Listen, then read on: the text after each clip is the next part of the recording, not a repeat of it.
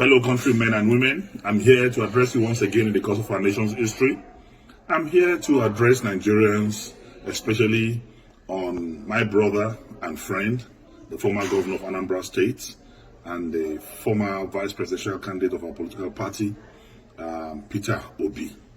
Peter Obi is one of the finest Nigerians who is intellectually mobile and administratively sagacious. He's a great Nigerian, and by the grace of God, he has the potential of being a great president in the nearest future. I celebrate you, Peter Obi, and I celebrate your movement for a new Nigeria. I celebrate your conscientization of the Nigerian youth and public on governance and building a new Nigeria.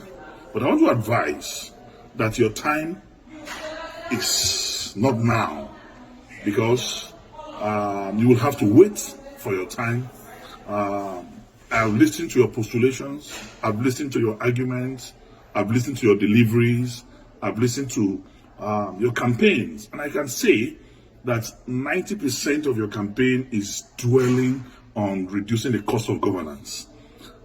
I mean, most of your campaigns is around cutting the costs of governance. And I want to tell you that the problem of this country is beyond just cutting the cost of governance. The problem of this country is beyond reducing the cost of governance.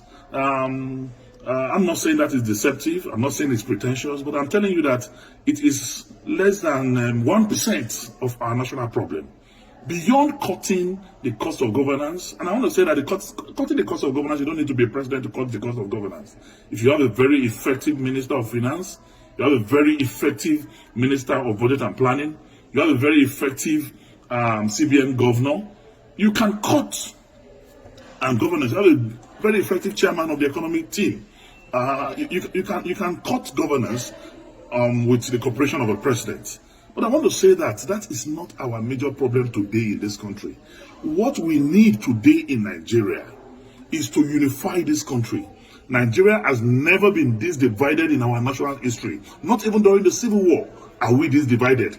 There is no trust between the North and the South. There is no trust between the East and the North. There is no trust between the West and the South and the Southeast. So we need one character who have the capacity and capability to unite us together as a nation first, because we need to first believe in ourselves as people. We need to believe in our unity. We need to believe in our togetherness even before we can make progress, because without unity there can be no peace, and without peace there can be no development. So first, we need a unifier.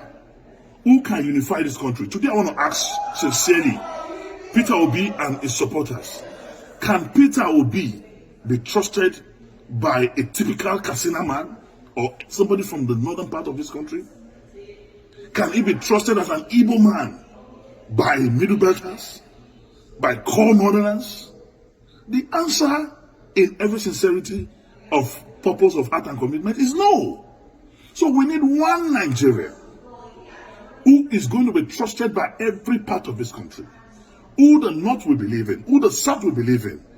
And that person, without blinking my eyes, is Atiku Abubakar, who, when it was dangerous for any northerner to talk about the issue of devolution of powers, when it was dangerous for any northerner to talk about the issue of restructuring, he did, with every boldness in him.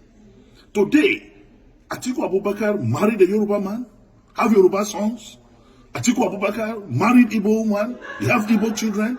Atiku Abubakar married Hausa woman, he has Hausa children. Married a Fulani woman, he has Fulani children. He's a pan-Nigerian, he's a true African Nigerian man. Only him, among those who are candidates of presidential, who are candidates of any political party today, seeking for the presidency of this country, have the capacity and potential to bring us together as a nation. So I want to say, it is time for us to think. I encourage the crusade, the movement started by Peter Obi to continue. Move from campus to campus, move from community to community, move from one progressive group and organization from this country to another, to campaign for the new Nigeria that is to come, and be part of the movement of Atiku Abubakar to rebuild, to restructure, to reorganize, and reboot Nigeria as a country. We must speak the truth, and the truth is the truth. You are a great Nigerian. I salute your political and intellectual sagacity. You are one Nigerian that I know. Tomorrow, there's a space for you. But for today, let us forget the social media drama. Let us forget the diaspora euphoria. The truth of the matter is we need a unifier. We need one Nigerian that can solve the problem of insecurity in this country. We need a Nigerian that will have intel from every security facet of our national life. We need a Nigerian that will get intel from Cameroon, from Chad, from Mali, from Benin.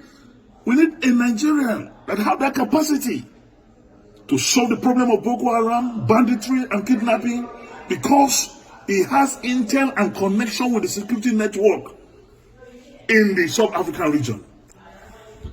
And that's Nigerian today. It's Atiku Abubakar.